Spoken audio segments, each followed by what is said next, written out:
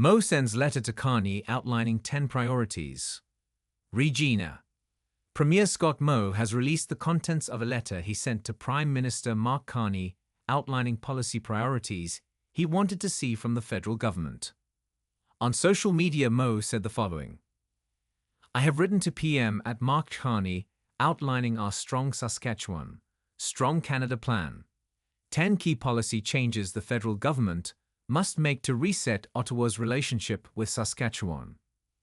The PM has the ability to move forward on all 10 of these items quickly, which would clearly signal a new, more positive relationship between Saskatchewan and the federal government than we have had for the past 10 years.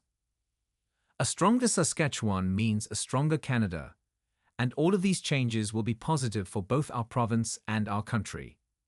According to the letter dated May 13, Moe thanked Carney for their discussion on May 1, calling it the first step towards resetting the relationship between Saskatchewan and the federal government. He then outlined the 10 priorities, and they are as follows.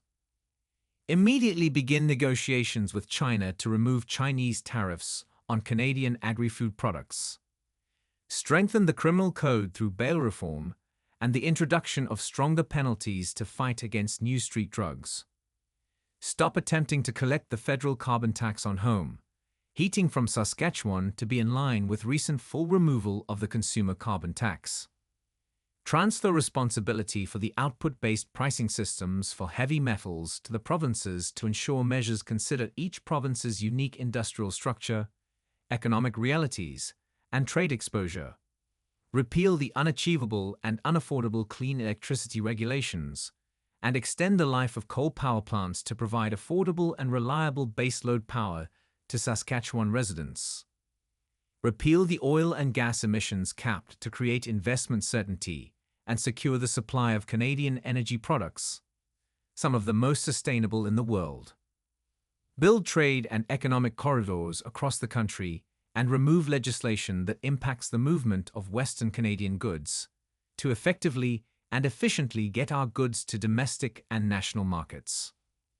Restore the investment climate and streamlining federal approval process to allow major projects to proceed. Expand pipeline capacity to protect the collective energy security for our nation, which will open up rail and port capacity for other exportable commodities.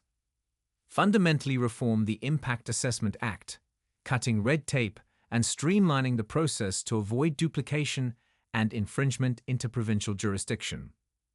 Moe ended his letter by saying he would welcome the opportunity to meet in person as soon as you are able to further this work.